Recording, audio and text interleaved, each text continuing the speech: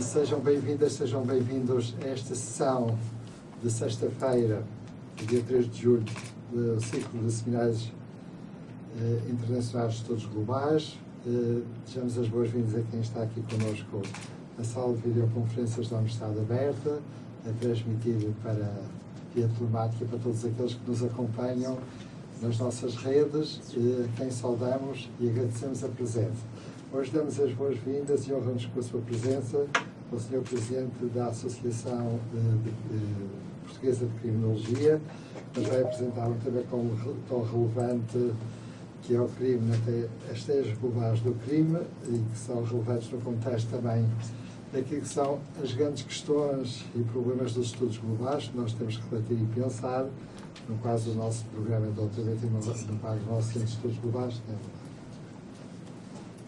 agradecemos a sua disponibilidade e empenho para partilhar connosco o seu conhecimento e o seu saber nesta área. Agradecemos à doutoranda Ana Sacavém de ter diligenciado e articulado este convite. Agradecemos o seu empenho e dinamização que fez desta sessão. Agradecemos a sua presença e a sua disponibilidade para moderar, apresentar o nosso conferencista e fazer o comentário crítico. Portanto, desejo uma feliz sessão e que seja muito rica e inspiradora para o conhecimento deste campo tão complexo do nosso mundo.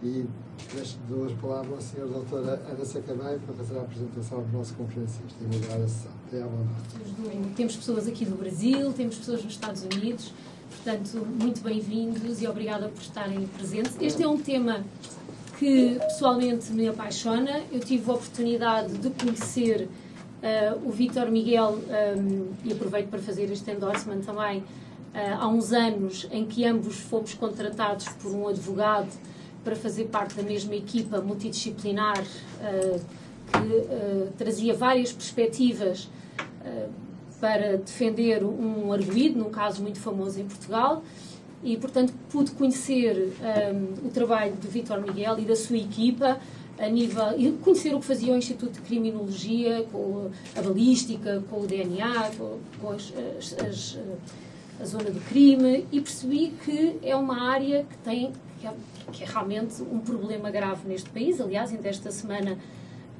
o Cacém andaram aos tiros no meio da rua, não é? Mas isso é só a ponta do iceberg visível, e por isso decidi propor este tema, que é realmente um paradoxo aqui dentro do que é a globalização, e que se vê intensificada ou um bocadinho mais visível no que é o invisível no nosso país, e desafiamos então aqui o Vítor Miguel, a quem eu dou a palavra. Muito obrigado, Ana.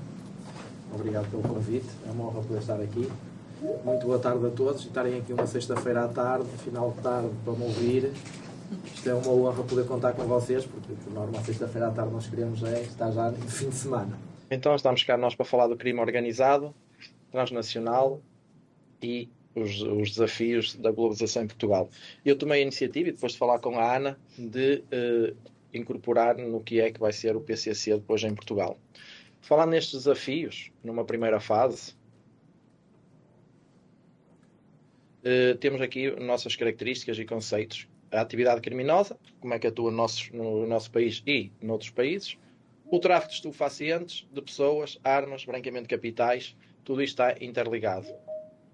Depois temos também o uso de redes globais, o transporte, o financiamento, as tecnologias, e vamos perceber o porquê das tecnologias e da importância que as tecnologias para estas redes criminosas. Depois, no impacto da globalização em Portugal, maior circulação de pessoas, bens e informação. Ou seja, o que aconteceu aqui é que com a abertura das fronteiras, esta aqui é uma maior circulação das pessoas, mais dificuldade existe para os órgãos de polícia criminal poderem controlar e perceberem quem é que está dentro de um país ou dentro até do próximo espaço Schengen. O aumento de risco do cibercrime e da fraude, ainda aqui há tempos houve uma mega operação aqui em Lisboa por causa disto, todos cidadãos estrangeiros que com um conhecimento acima da média conseguiram logo aqui fazer alguns estragos na nossa sociedade. E Portugal, como ponto estratégico entre os continentes, temos que perceber que Portugal está posicionado num local fundamental, que é a entrada da Europa, muita água a rodear-nos, o oceano, e com grandes portos, onde todo o comércio passa aqui nestes portos, e vamos perceber o porquê desta importância e também depois a facilidade, porque vamos falar de um grupo que recentemente foi considerado terrorista, como por exemplo nos Estados Unidos e El Salvador, e que a nível do país onde está inicialmente, no Brasil, onde se colocou, onde está a sua raiz, continua a ser simplesmente um grupo que é o primeiro comando da capital PCC. Depois temos desafios e soluções. O que é que nós aqui temos? A cooperação da polícia, cooperação policial, também judicial, que é preciso haver aqui contacto e redes de contacto entre instituições, é de enorme importância. O investimento na cibersegurança e na Intel é de enorme importância que termos uma Intel com conhecimento nestas matérias. E depois prevenção, que vai nos trazer um resultado, que vai ser a nossa prevenção, diminuir aqui o risco e termos uma educação e um reforço legislativo que possa diminuir esse risco. Quero-vos dizer que eu falo também um bocadinho por experiência própria, porque tive a oportunidade de estar no Brasil e de integrar o grupo de operações especiais, onde eu tive contacto com a realidade e com a dificuldade que é combater estes grupos. Então, iríamos começar pela internacionalização do PCC, muito falado, já desde 2023 que nós temos vindo a falar nisto. Em 2019 foi quando eu fui para o Brasil e integrei o grupo de operações especiais, o BOP. Então, o que é que ocorre com a sua fundação? Onde é que nasce o PCC? E temos que perceber que nós temos que perceber da história, porque o que aconteceu no Brasil há décadas é exatamente aquilo que eu tenho vindo a dizer desde 2023, que é o que está a ocorrer em Portugal. E nós não estamos a aprender. Eu costumo dizer que nós devíamos aprender e perceber o que é que aconteceu. Se calhar temos umas portas abertas com a Polícia Civil e com a Polícia Militar, não só com a Polícia Federal, que a Polícia Federal já é de nosso conhecimento, pelo menos através da imprensa, que a nossa Polícia Judiciária criou agora uma rede de ligação com a Polícia Federal, mas quem combate isto é a Polícia Civil e a Polícia Militar. Ou seja, em primeira mão, quem tem a informação, o cerne da informação, é estes dois elementos. E depois vamos perceber como é que é a dinâmica e a estrutura. Porquê é que a gente não consegue dizer e porquê é que o Brasil não diz que acaba com esta estrutura? Porque esta estrutura não funciona como uma estrutura normal que nós estamos habituados. Não funciona em pirâmide. Funciona na horizontal. E é isso que vocês vão perceber a dificuldade que existe em nós terminarmos com este grupo. É quase impossível. Depois dele se solidificar, vai ser muito difícil. E vamos já perceber o porquê. E ele apareceu porquê? Ele apareceu nos meios prisional, é criado em meio prisional, e agora vamos perceber isto. Porquê? Porque há uma superlotação dos estabelecimentos prisionais, algo que também acontece em Portugal, más condições, algo que também acontece em Portugal, mortes que acontecem dentro do estabelecimento prisional, a violência sexual que acontece dentro do estabelecimento prisional, e depois temos aqui um massacre que aconteceu, que felizmente ainda não aconteceu nenhum massacre nos estabelecimentos prisionais em Portugal. Então ele nasce quando? Em 1993. E nasce, como se diz no Brasil, ocorre na casa de custódia, nada mais é do que um estabelecimento penitenciário. E então, porquê? Há um confronto entre grupos e desse confronto há 8 fundadores. Há 8 membros fundadores. Temos que perceber, o PCC nasce, o primeiro comando da capital nasce dentro do estabelecimento prisional. Então, e reparem, se todos nós formos ler isto, todos nós estamos de acordo com isto. Isto é o estatuto original da criação do PCC. Lealdade, respeito, solidariedade, acima de tudo, ao partido. Criaram isto como um partido. Luta pela liberdade, justiça e paz. União contra injustiças, opressão dentro da prisão. Toda a gente apoia isto. Toda a gente apoiou isto porque havia más condições, tudo era mau dentro do estabelecimento prisional. Além das pessoas estarem presas, nós temos que dar condições dignas para as pessoas estarem presas. Basta olhar para a entrevista que ocorreu aqui no estabelecimento prisional de Lisboa, na SIC, e nós percebemos que aquilo não é digno de ninguém. Eu aconselho a verem, podemos passar o vídeo se der tempo, passamos aqui um excerto do vídeo e vamos perceber que não há dignidade a quem está naquele estabelecimento prisional. E por isso é que Portugal tem sido condenado a nível do Tribunal Europeu pelas más condições que nós temos nos estabelecimentos prisionais. Se nós não queremos que estes grupos comecem a crescer e deixarem de ser um grupo só de elementos brasileiros, e neste momento eu acredito, não havendo estudos sobre isto, eu acredito que neste momento já devem existir muitos elementos portugueses a integrar estes grupos, o que já vai dificultar o seu combate, e vamos perceber mais à frente.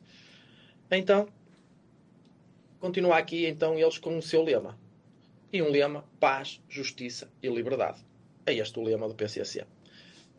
Então, o que é que ocorre? Em 2001, há uma revolta coordenada.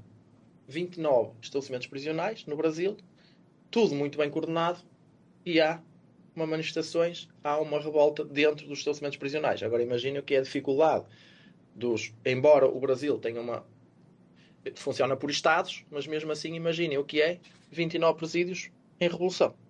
Não há órgãos de polícia criminal suficientes para pôr mão a isto. Imaginem o que era os nossos estabelecimentos prisionais entrarem num confronto. E nós só temos 2 grupos de operações especiais, mais o grupo de operações especiais dos estabelecimentos prisionais, do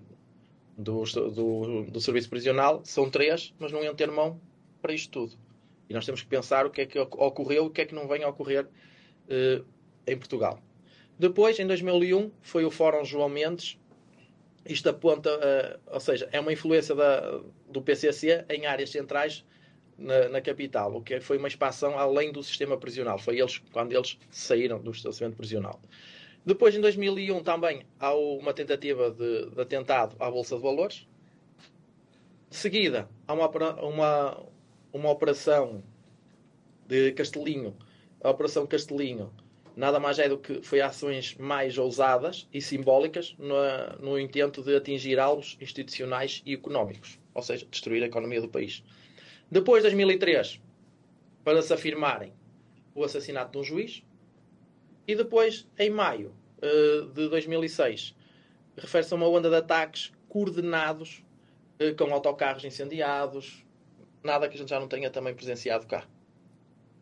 Ou seja, e começam a trabalhar em equipa, mesmo com os fundadores recluídos, e vamos perceber o que é que eles fizeram para conseguir trabalhar cá fora. Como é que era possível lá dentro e trabalhar cá fora. Vitor, posso fazer uma pergunta só? Sim. Rápido. Isto são tudo factos, não é? Factos reais. Factos que ocorreram. Isto é indiscutível. Indiscutível. Facto. Factos.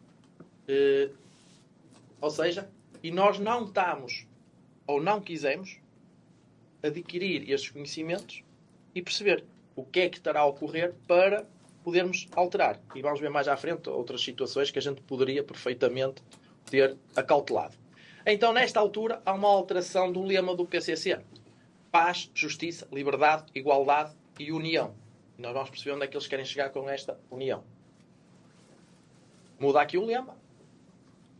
Então, há uma expansão nacional, há uma difusão destes princípios, uma regulamentação de ações, uma setorização, e vamos perceber o que é isto de setorização. E depois há um tribunal do crime. Ou seja, há aqui uma coordenação e há aqui algo que diz aquilo que se pode fazer e aquilo que não se pode fazer dentro do próprio crime. Ou seja, eles criam um próprio tribunal dentro da própria instituição para regulamentar aquilo que os soldados podem ou não fazer. Então, temos aqui, chamamos nós, salvo seja, no Brasil a polícia chama aqui isto de sintonias. Tem uma sintonia final geral, uma sintonia de sistemas, sintonia de rua, de estado, de gravatas, cadastrados, países, tomate e poiol. Alguns nomes nós conseguimos já perceber o que é. Como, por exemplo, o poiol percebemos que está ali interligado com o armamento. Mas eu vou explicar um a um o que é que isto corresponde. Então, a sintonia final geral nada mais é do que um núcleo de decisão e que coordena a organização no topo. Depois temos a sintonia dos Estados, que articula a atuação entre diferentes Estados brasileiros. Ou seja, estamos a falar em São Paulo, estamos a falar no Rio, ou seja, onde eles estão instalados pelo país todo. Depois temos a sintonia dos países, faz a ponte com a atuação fora do Brasil. Portugal, Espanha, Colômbia, Venezuela, ou seja, todos os países sul-americanos, incluindo também os países europeus. Itália, e vamos perceber o que é que ocorreu em Itália, e vamos perceber o que é que este grupo, não queria chamar outra coisa, faz e aprende. Depois, sintonia do sistema, trata da ligação com o sistema prisional, a comunicação interna ligada às prisões, a sintonia das gravatas. Estamos a falar aqui da interligação que existe de uma forma formal com advogados, contabilidade, políticos e outras áreas que para eles com muito, muito interesse. E vão perceber o porquê deste interesse também da contabilidade e dos políticos. Dos políticos vocês já podem imaginar. Depois temos aqui a sintonia de tomate, que é um nome de código, nada mais um setor interno, ou seja, basicamente uma Intel dentro da própria organização. Sintonia de rua. Trata de tudo que é fora do estabelecimento prisional. Sintonia do cadastro. Trata o contrário. Ou seja, vai responsabilizar todo o controle e filiação na organização. Alerto que nesta organização é impossível sair. Só saem com o próprio homicídio. Ou então se estiverem vinculados com a religião. E mesmo assim muitas dúvidas têm criado. Se forem para a religião, para pastores de uma religião qualquer, poderão sair, mas tem-se criado, tem-se dito, e há quem, dentro das entidades policiais, quem diga que não é bem assim. E então todos aqueles que queiram sair são executados. E sintonia de Poiol, nada mais é do que o armazenamento de depósitos, ou seja, trata aqui tudo que é armamento. Alerta aqui que, quando nós falamos de armamento, e estamos a falar do Brasil, todos nós conhecemos e vemos o Brasil como um poder bélico enorme nestas frações criminosas, mas o Brasil não produz armas. E de onde é que elas vêm? Simples. Vêm dos países da tríplice fronteira. Paraguai, nada mais do que abrir uma loja de armas no Paraguai, com algum brasileiro sem registro criminal, abre-se a loja de armas do dia para a noite, faz uma encomenda de milhares de armas a uma fábrica de forma legal, a loja fecha, as armas entram no Brasil pela tríplice fronteira sem controle e depois são distribuídas dentro do grupo. Okay? O que é legal passou a ilegal. E é assim que funciona. Por isso, não são as armas legais dentro do próprio Brasil que fornecem o armamento. Não são as armas legais em Portugal que matam. Porque se nós formos a ver a nível estatístico, o que mata são as armas ilegais. Que depois as armas ilegais vêm como? Vêm junto do tráfico. Porque nós nunca vimos, recentemente em Portugal, nestes últimos 3 anos, 2, 3 anos no máximo, nunca vimos tanto armamento ilegal e armamento bélico. E vamos perceber que nós estamos a falar de grupos que estão habituados a combater-se entre eles com armamento bélico e que chegam a Portugal e os grupos que existiam em Portugal, ou os pequenos grupos que existiam em Portugal, são algo insignificante para estes grupos, para estas facções criminosas. Só para vocês terem uma ideia, referenciado mais de 30 mil elementos no Brasil, as Forças Armadas Espanholas têm 126 elementos e as nossas Forças Armadas em Portugal só têm 24.517. Só para vocês perceberem esta dinâmica. Não é?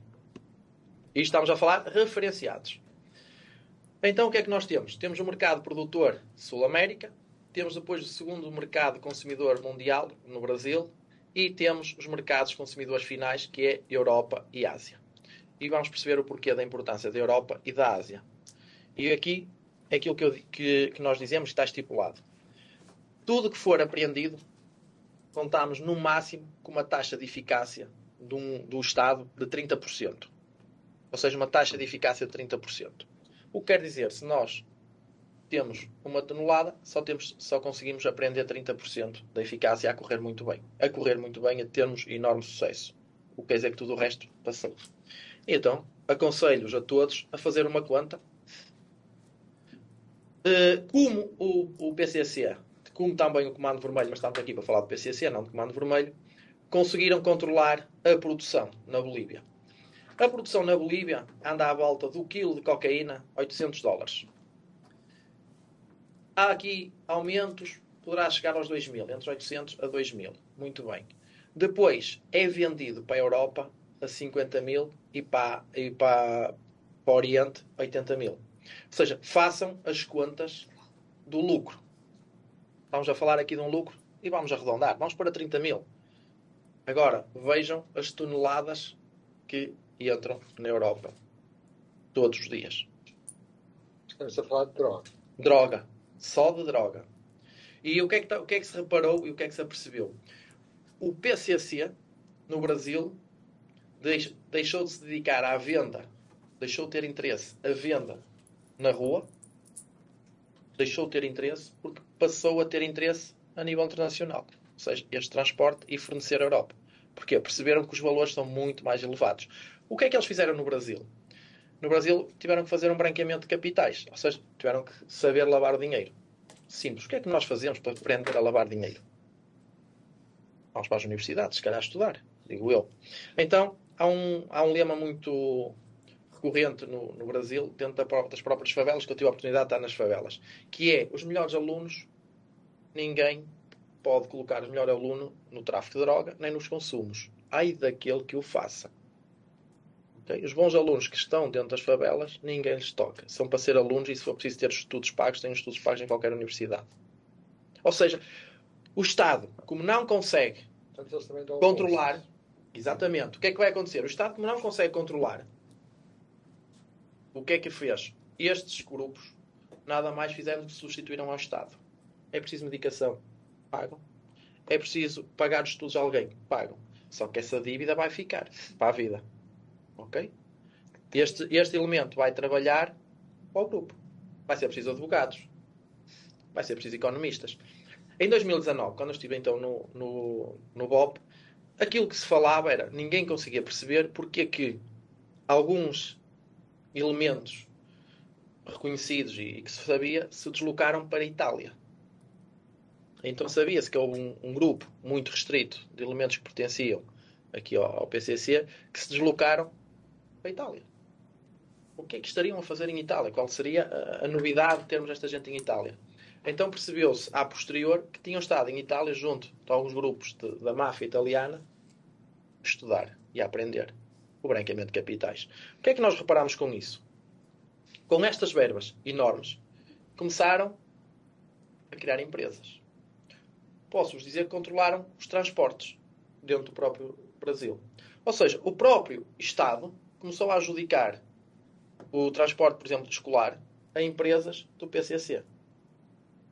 Sem saber. Sem saber. O que é que acontece? Claro, começou-se a estudar, não dizemos nós sem saber. Pensámos nós que é sem saber. Agora não sei, mas não sei quem sou eu para dizer alguma coisa em contrário. Mas também percebemos em Portugal que estas empresas estão cá.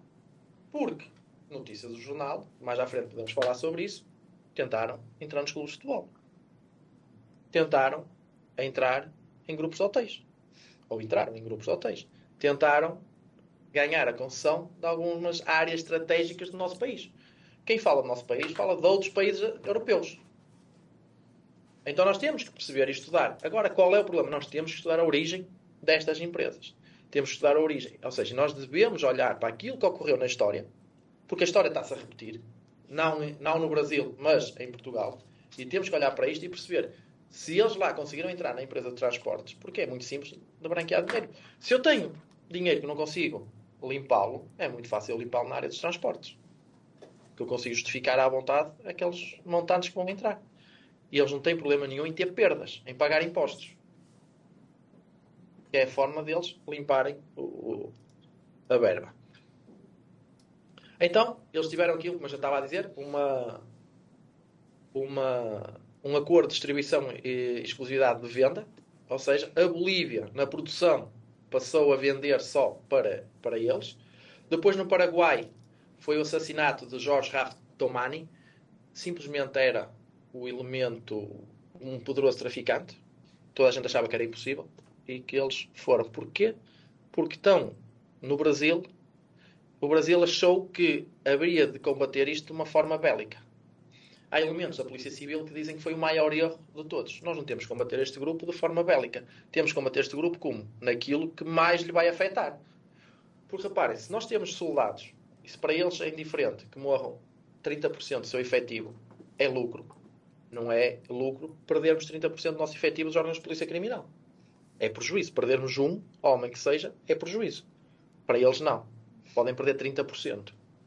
Então eles estão sempre a ganhar. Mas onde é que eles te podem perder? Na parte monetária. É aí que nós temos que atacar. É de forma inteligente.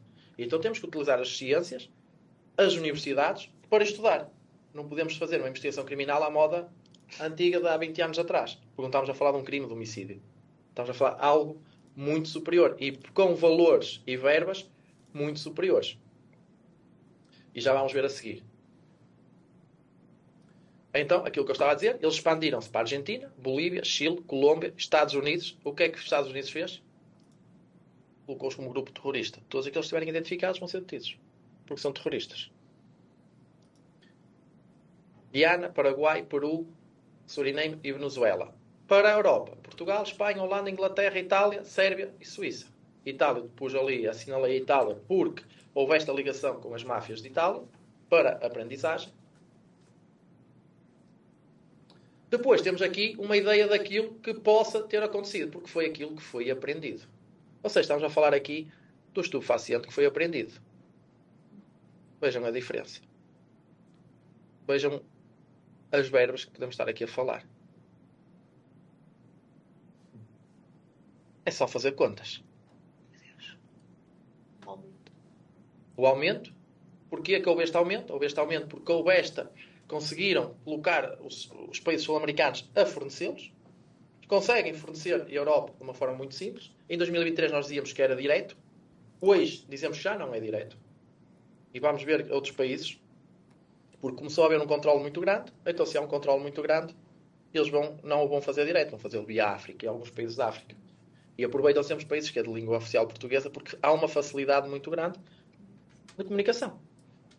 E agora estamos a perceber que se isto ocorrer, que é a estimativa brasileira, vejam os valores que isto dá. Ou seja, podemos dizer que a nível de material, de dinheiro para formação e para adquirir material, ultrapassamos os nossos órgãos de polícia criminal, tudo o Estado poderá adquirir para combater. Estarão sempre à nossa frente. Vão utilizar tecnologias superiores às nossas. Sem dúvida alguma. Por isso, temos que pensar a forma como vamos trabalhar este tema, como é que vamos combater este flagelo. Pronto. 2025 não há ainda valor oficial, mas com a reorganização e a expansão em 2020, falava-se que havia 32 bilhões de reais. É só a gente fazer aqui a conta em 2020 e estamos em 2026. Tenham só essa ideia.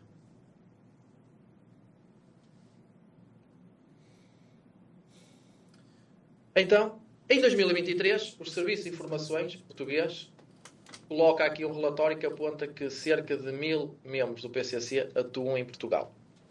Engraçado que isto em 2023, mas em 2025, se não estou em erro, sai uma notícia pelos judiciários é que saíram só 90 em Portugal.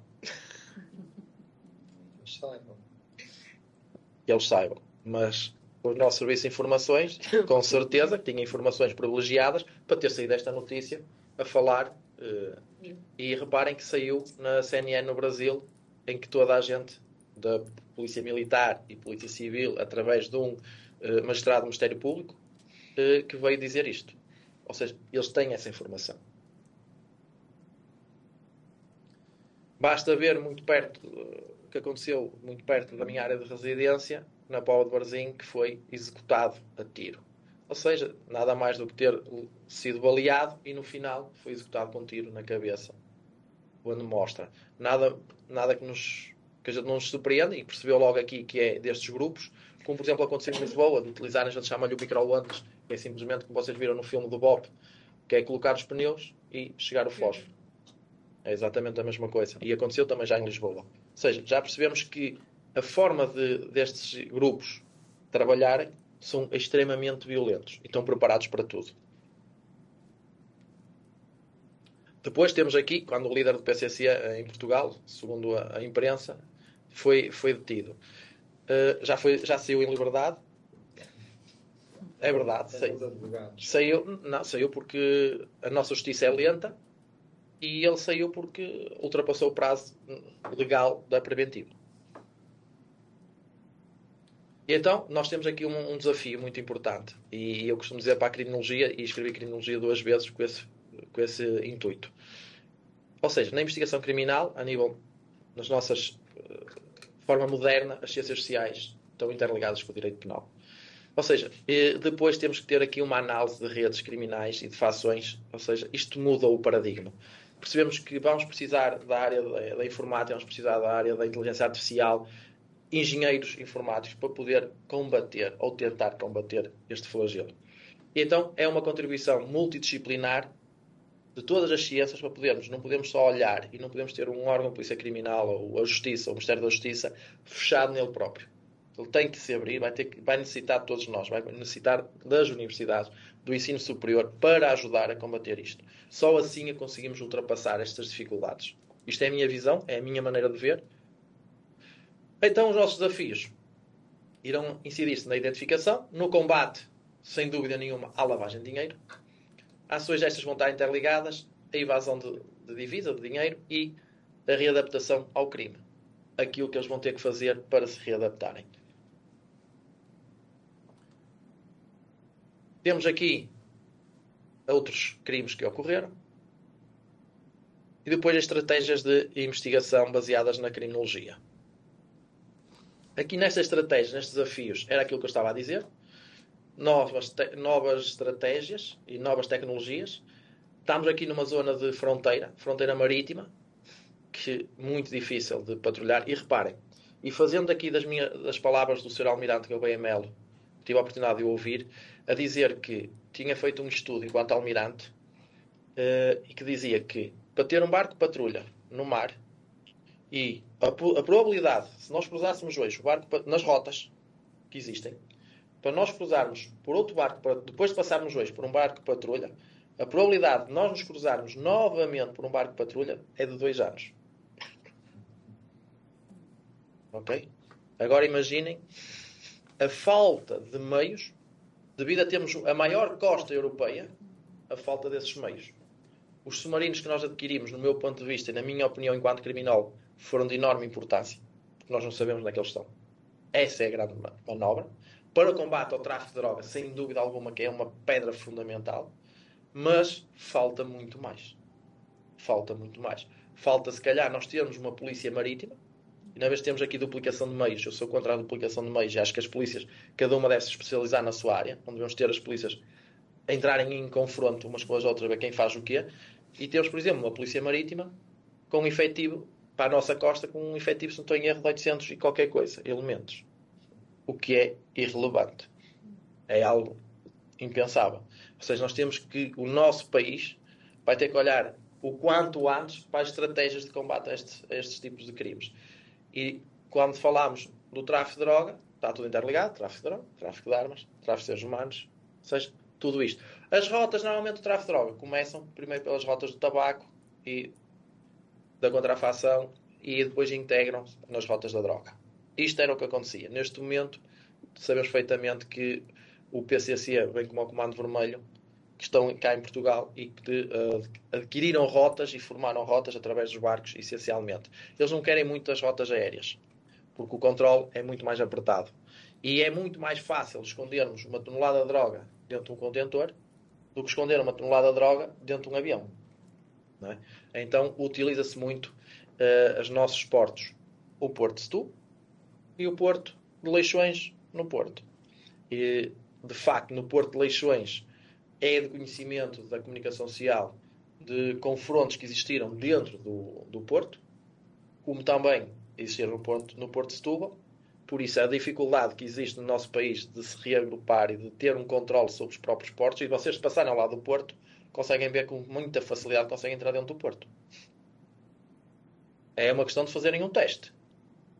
Um dia que queiram passar, olhem e digam assim, se eu quisesse entrar, será que eu entrava? Será que, pelo menos eu falo do Porto de Leixões, que eu conheço melhor. A gente vê que não tem uma vedação, tem umas grades. Ou seja, mostra que há ali algumas fragilidades. Fragilidades que não podem acontecer. E a gestão pública? Não, é gestão pública ou privada. Parte é pública e é privatizada. Agora temos que perceber que temos ali uma empresa privada a trabalhar e temos ali o Estado a trabalhar. E as duas coisas juntas é bom e por outro lado é mau. É uma questão de nós irmos estudando. Depois, há aqui, e como eu estava a dizer, também saiu no Observador, também a falar do Comando Vermelho. O Comando Vermelho e o PCC são muito idênticos. A diferença nada mais é do que um trabalha muito no Rio de Janeiro e o outro no Estado de São Paulo. Embora há do conhecimento que o PCC também se encontra no Estado do Rio de Janeiro e o Comando Vermelho também já se expandiu para todo o resto do Brasil. Então nós temos que ter aqui desafios. Vamos ter que ter as novas tecnologias a trabalhar. Vamos ter que ter uma investigação digital aplicada ao crime organizado. Vamos ter que trabalhar muito bem a inteligência artificial para trabalhar toda esta informação. nós temos que trabalhar milhares de dados que é impossível humanamente a gente analisar. E temos que começar a ter meios e pessoas capazes para... Agora, reparem, se nós temos na administração pública um especialista em informática a oferir 1.600 ou 1.800 ou 1.900 euros, garantidamente que temos esse especialista a oferir cá fora, noutra empresa, 10 vezes mais, quase. Eu falo disto que eu tive conhecimento no mestrado lá em cima no Norte, num dos mestrados lá em cima no Norte que havia de cibersegurança, que todos eles foram trabalhar para fora, ou seja, para empresas privadas, e o salário mais baixo do pior classificado foi de 3.500 euros. Ou seja, estamos a perceber que é quase impossível a administração pública, se não olhar para isto de forma diferente, termos aqui estes elementos a trabalhar na administração pública. Porque tudo bem que a gente pode gostar, como eu gosto e como eu sempre trabalhei, mas há algo que a gente costuma dizer que mete a comida em cima da mesa é os euros, e quando temos uma proposta que duplica o salário que se oferece na administração pública, as pessoas começam a pensar pôr na balança e se compensa passares para uma empresa privada e deixarmos a administração pública. A administração pública tem que pensar que precisa destes elementos. Então, se calhar, vai acabar por os contratar, mas vai pagar, se calhar, 10 vezes mais porque vai precisar de um serviço que não vai conseguir fazer, vai ter que contratar ao privado. Que o privado, depois dessa empresa, vai cobrar 10 vezes mais do que se ele adquirisse estes funcionários. Temos que pensar nisto e, se calhar, pensar que estes funcionários vão ter que ser muito bem remunerados para se manter na administração pública. Depois, os riscos da internacionalização das estruturas criminais, as suas ligações. E depois temos outro problema muito grave, que é as implicações jurídicas que existem, porque se nós temos aqui uma aquisição de prova, se ela não cumprir com os normativos que existem no ENFSI, que regulamenta a nível quase mundial a forma como podemos validar este meio de prova, se nós não cumprimos com isso, mas quer dizer que este julgamento vai ocorrer, por exemplo, em Espanha, mas nós aqui não cumprimos com o que está nos normativos do ENFSI, toda aquela prova vai cair por terra. Vai deixar de ser prova. Não vai ter validade nenhuma. O que ocorre é que nós hoje em dia, o trabalho que se pode estar a fazer em Portugal, por exemplo, numa investigação, numa enorme investigação, de um momento para o outro, se calhar, ela vai passar e vai ser julgada noutro país europeu. E se nós não cumprirmos com estes normativos, corremos o risco de tudo aquilo que foi feito ficar invalidado. Por exemplo, imaginem só o que era fazer a apreensão de um telemóvel, não cumprir com os normativos do ENFSI, e alguém, o investigador, lembrar-se e abrir o telemóvel e for pesquisar as mensagens que estão dentro do telemóvel. A partir dali, aquele telemóvel perdeu qualquer validade. Porquê? Porque houve alguém que fez um acesso ilegítimo, sem ser num software certificado. E vai cair tudo que lá estiver. Um bom advogado vai colocar isso por terra, porque o ENFSI vem aqui a dizer isso.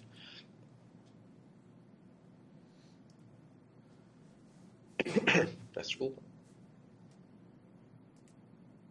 Então, eu cada vez mais falo nas políticas integradas e no trabalho multidisciplinar. Nada mais é do que nós falarmos sobre o papel crucial da criminologia na investigação de grupos organizados como é o PCC.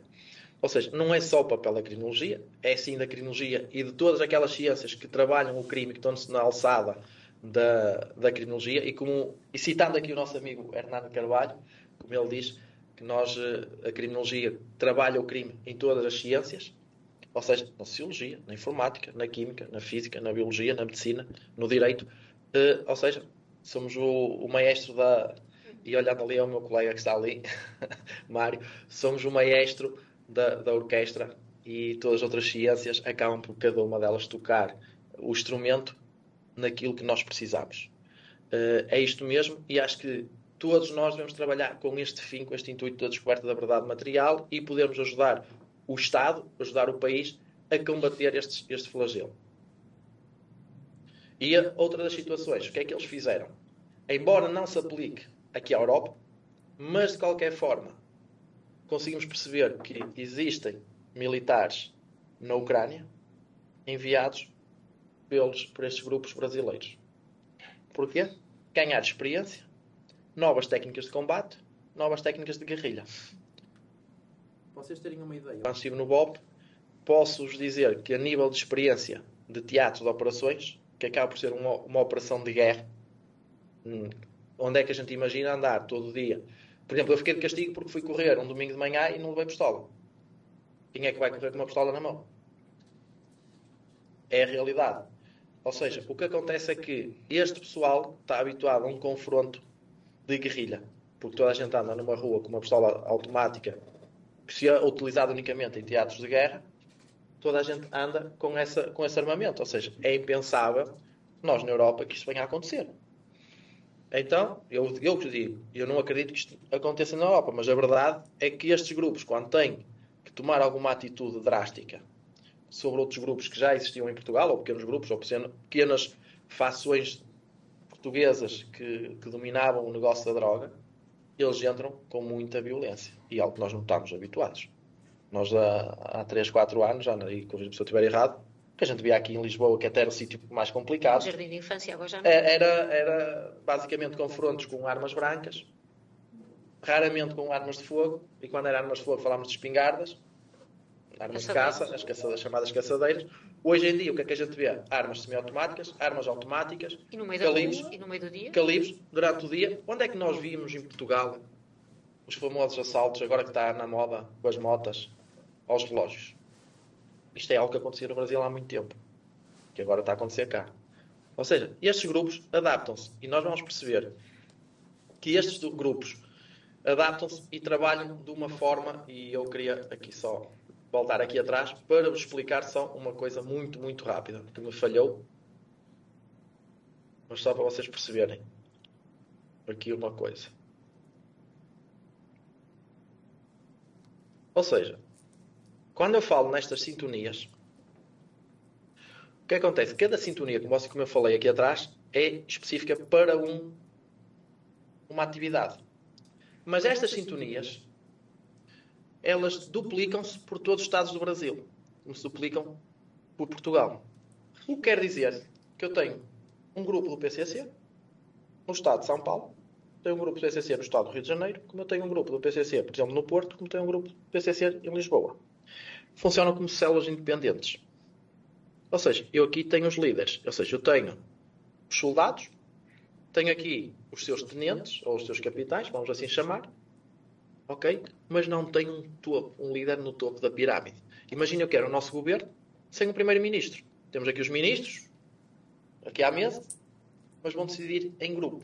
Nós combatemos este grupo. Conseguimos aniquilar nós dois, vamos supor. Os restantes estão aqui a esta mesa, continuam e vão arranjar alguém para nos sobrepor e vão analisar e vão logo tapar os nossos buracos. Eles próprios vão decidir por nós e decidem na mesma linha. Por isso é que é muito difícil acabar. Vamos e prendemos o líder do grupo. Mas que líder? Porque se vocês forem a ver, cada sintonia tem um líder. Cada uma é responsável por cada área. E isto repete-se por todos os estados do Brasil. Como também de certeza absoluta que se repete pelos países europeus. Que é a sintonia do tomate. Sintonia do tomate é esta que está aqui. Eu já lhe mostro. Sintonia do tomate é a Intel, basicamente. A inteligência deles. É o nome de código que eles usam a nível interno. É uma designação cifrada para esconder a função real do núcleo. Funciona um bocadinho como isso. Ou seja, para nós percebermos que eles conseguem ter um grupo que só trabalha e só vai procurar, só vai recrutar dentro dos estabelecimentos prisionais, porque as pessoas que estão dentro dos estabelecimentos prisionais estão presas, não têm dinheiro para pagar advogado, vai ter um advogado do Estado, eles vão colocar o advogado deles.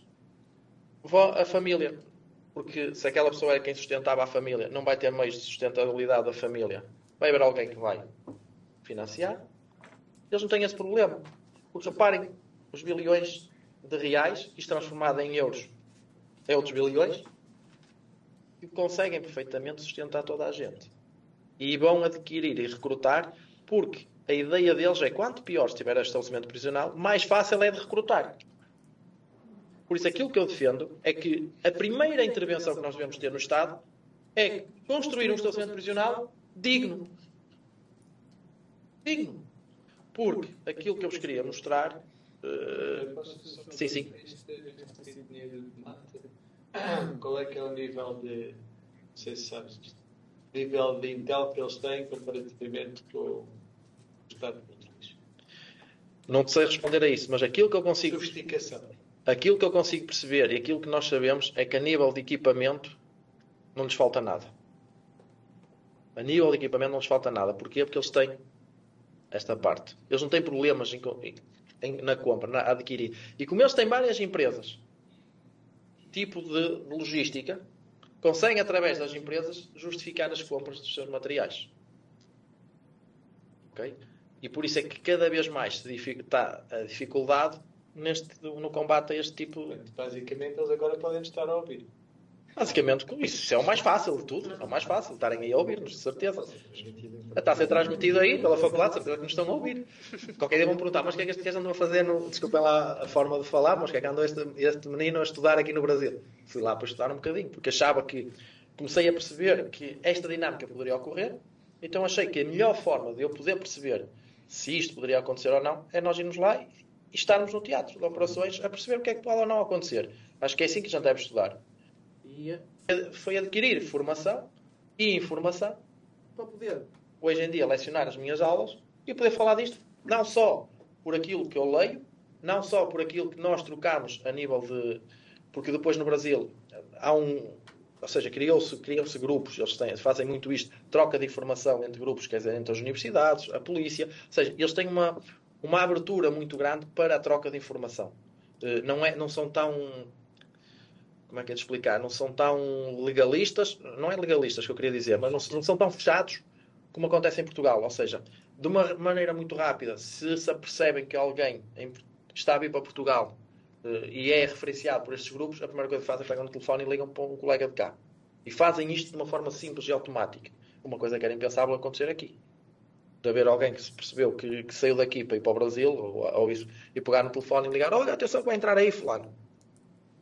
Não é? Isso não acontece, mas estes grupos que eles têm, que as próprias entidades, é a forma como eles têm para combater e que os ajuda a acabar com esta burocracia e a atalhar esta burocracia. Não quer dizer que depois não seja feito também, mas a nível de polícias militares e polícia civil funciona muito assim.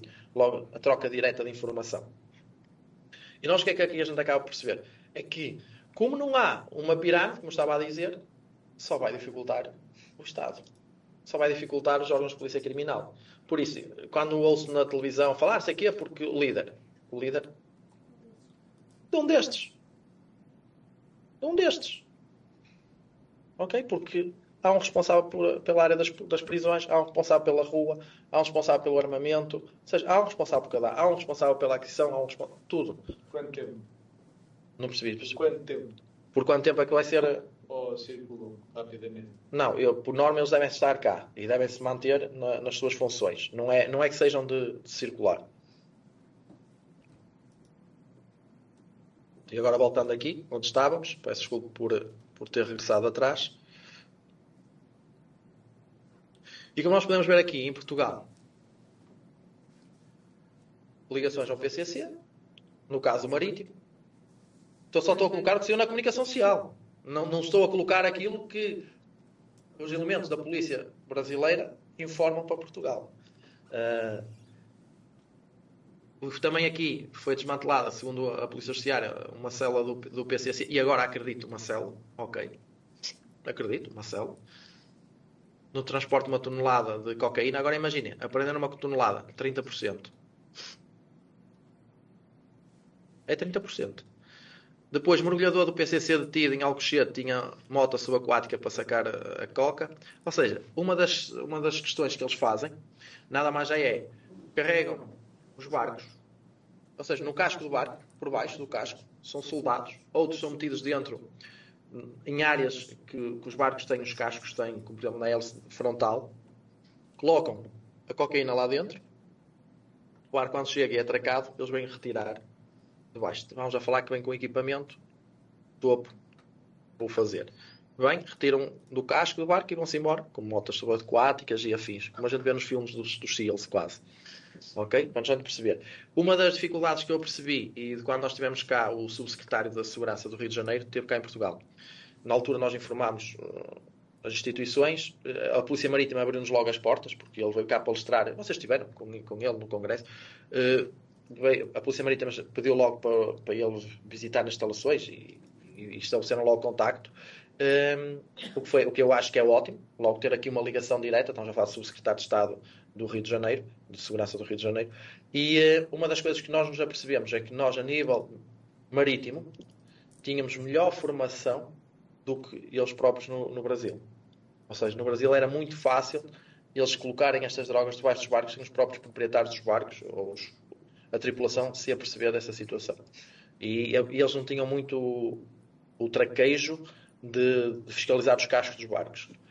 Ao contrário da nossa Polícia Marítima, que nisso estamos muito, muito bem preparados e tem feito algumas recuperações. Só o que acontece é que muitas vezes eles são retirados antes do barco entrar no porto.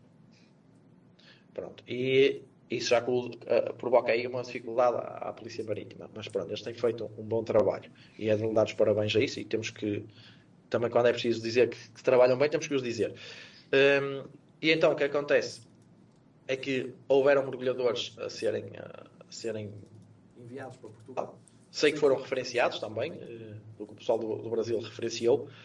Isso é de conhecimento e devem ter, e por isso estas notícias e estas boas notícias. Depois, há coisas que são chamadas, aproveitando aqui também para dizer que houve aqui também em Portugal, no Varzim, na Póvoa de Varzim, também tentaram adquirir a própria equipa de futebol, outras empresas, drogas em submarinos. Nós estávamos a perceber o que é o dinheiro que estas facções criminosas possuem e da forma fácil como adquirem material, como se faz num submarino. Depois, temos aqui a parte das tatuagens. Aqui um alerta. Se este elemento passa na fronteira portuguesa, e vejam, há outras tatuagens, eu falo desta porque saiu na comunicação social, estas fotografias. Mas reparem, se eu tenho um elemento que passa na fronteira com isto, não seria fácil eu identificá-lo. Até podia vir de camisa, não vejo a do braço, mas estas aqui de certeza que eu conseguia ver. Como posso-vos dizer que eu não coloquei aqui a fotografia, mas ele no rosto, aqui, tem uma tatuagem que o identifica e que me levava a crer que ele fosse logo do PCC. Claro, o que é que acontece aqui? Quem usa estas tatuagens são a base. Está mais do que estudado e a Polícia Civil tem vindo a dizer isto. É a base. O porquê? Porque quando nós passamos do soldado, estamos a subir na hierarquia, percebemos que já são pessoas que estão integradas na sociedade. Pessoas que já sabem estar, ou seja, que tentam pelo menos não mostrar estas ligações, logo são pessoas que querem passar despercebidas. Não se querem mostrar. Aqui, isto é para mostrar poder. O palhaço no braço quer dizer que este indivíduo já cometeu um homicídio de um agente da autoridade, de um polícia, e por isso usa-se o palhaço. Quer dizer que ele matou um polícia no Brasil e estava cá, foi detido aqui em Lisboa. Mas é para a gente perceber que uma entrada deste elemento, nós temos que dizer, ou a polícia pode ter querido deixar passar também, para recolher alguma informação. Mas a verdade é uma, para deixar passar e para a seguir aparecer e ele em Lisboa, e aparecer a reportagem dele na CM, porque apareceu no jornal na CM, uma grande reportagem com estas fotografias, num convívio brasileiro, percebemos que isto estava tudo interligado. Ou seja, e temos que perceber, se calhar era, ao ver isto, se os nossos agentes tivessem alguma formação, se fossem dadas formação nesta área, e garantidamente os colegas do Brasil de certeza que estavam abertos a isto. Quando eu falo no Brasil, não costumo dizer a Polícia Federal, porquê? Porque a Polícia Federal está mais para outro tipo de criminalidade. E esta criminalidade, neste momento, de aquisição de território destes soldados, é mais a Polícia Militar e a Polícia Civil. Depois temos outras tatuagens, que é, por exemplo, a carpa, que passa muito bem despercebida, a do PCC com o número 1533, e são estas aqui que algumas delas a gente pode perceber que poderiam passar despercebidas a qualquer um de nós. A carpa chama a atenção, mas isto é aquilo que a gente costuma dizer, são tatuagens utilizadas pela base, não por elementos do topo da hierarquia. Quando falei aqui com o Vítor, fiquei, à luz do que nós estudamos também em estudos globais, fiquei a refletir um bocadinho sobre isto. E estes nós que o Vítor falava, este crime organizado, ele não ocorre numa autoestrada diferente da normal onde passa o comércio, não é? Portanto, na realidade, se virmos isto tudo como uma rede mundial de metropolitano, não é? Eles pagam o bilhete e entram no comboio, não é? Não contribuem para a manutenção das carruagens.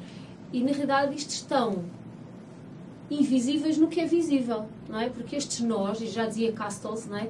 No livro do Fim do Milénio, tem um capítulo só sobre as conexões perversas. Isto em 2010, ele dizia que a lavagem de dinheiro equivalia para aí a 5% do PIB mundial. Faço ideia agora quanto é que será. Eu não sei se há estudos. Quanto é que representa a lavagem de dinheiro atualmente no PIB mundial.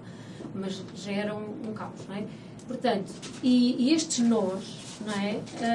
Há aqui uma conexão muito perversa entre o que tu dizias, as empresas de transporte, os circuitos normais. Nós, quando nós fazemos uma encomenda à Amazon para estar cá em 2 dias, quando nós exigimos esta rapidez, temos de ter consciência que também é essa a rapidez com que entra cá o crime organizado e é um submundo que opera aqui também no invisível. Então, quando nós, e estava-te a ouvir, por isso é que eu fiz a pergunta dos portos, não é?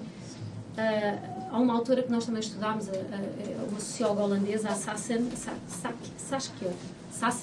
que fala um bocadinho sobre estes buracos estruturais, estas formações predatórias que acontecem quando há uma desregulação da soberania, não é?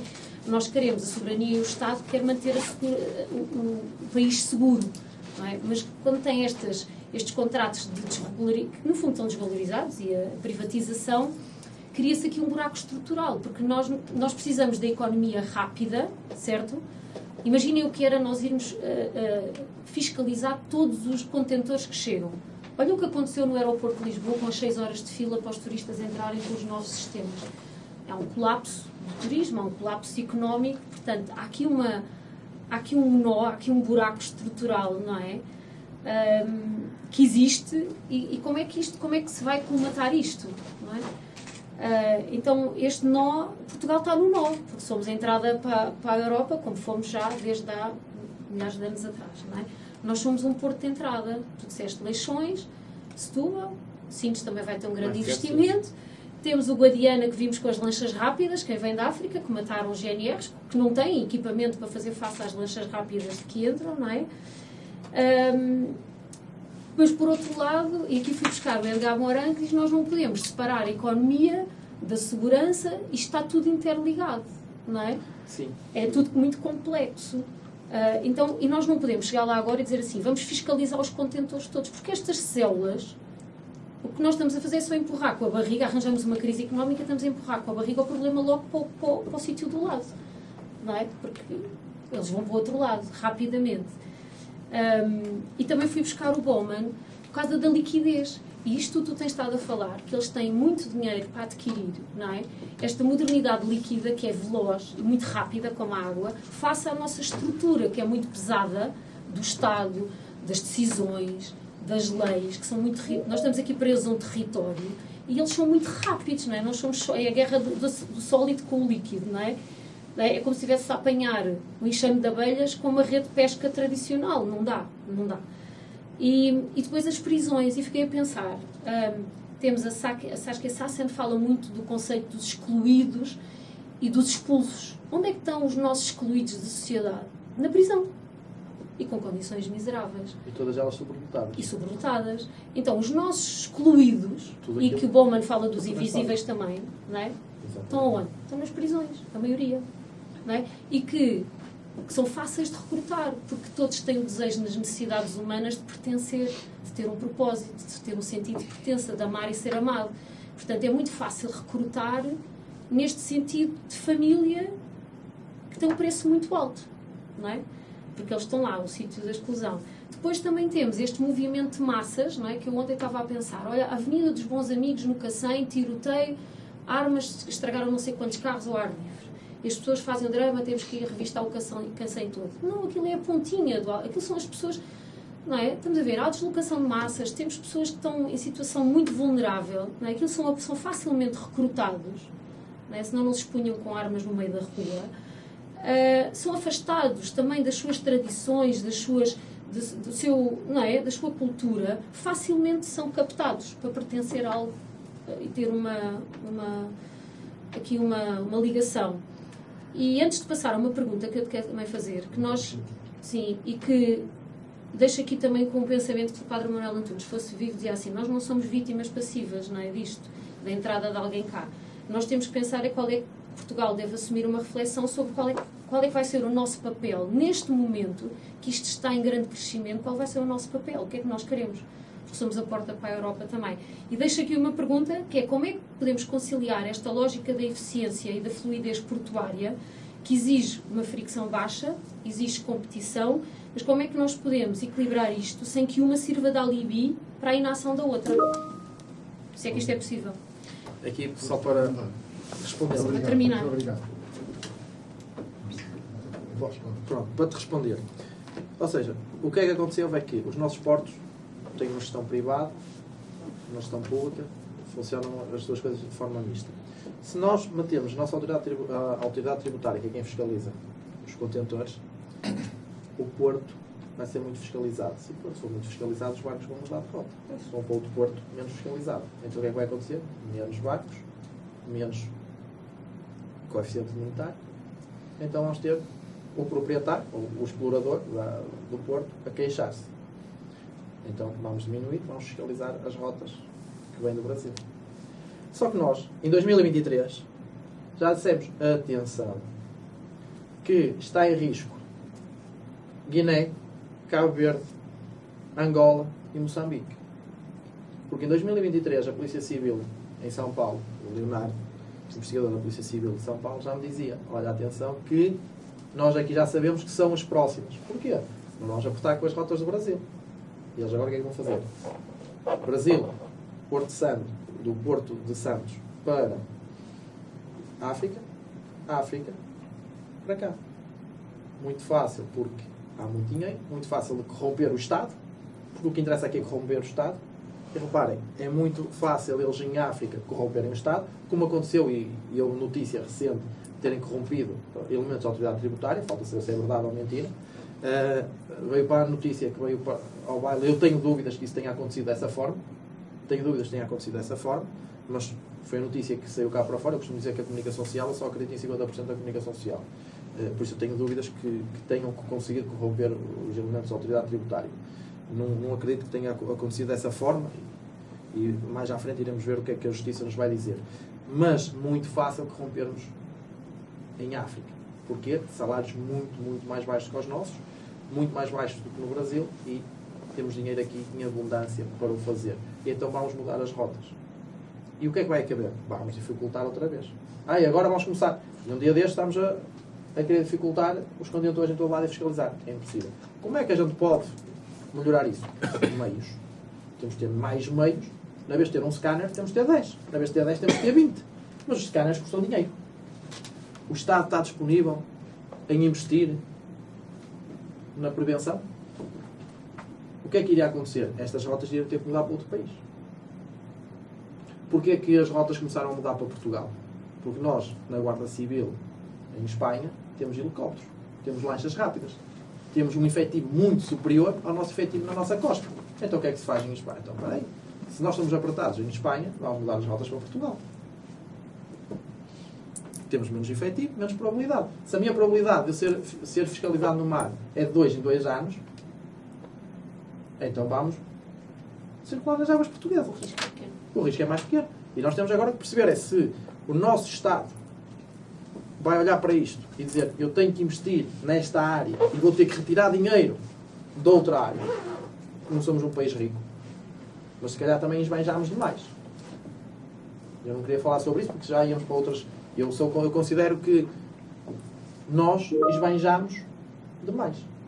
Nós criámos, como eu costumo dizer, o nosso Estado tem um peso muito grande sobre aquilo que nós contribuintes descontamos para o Estado.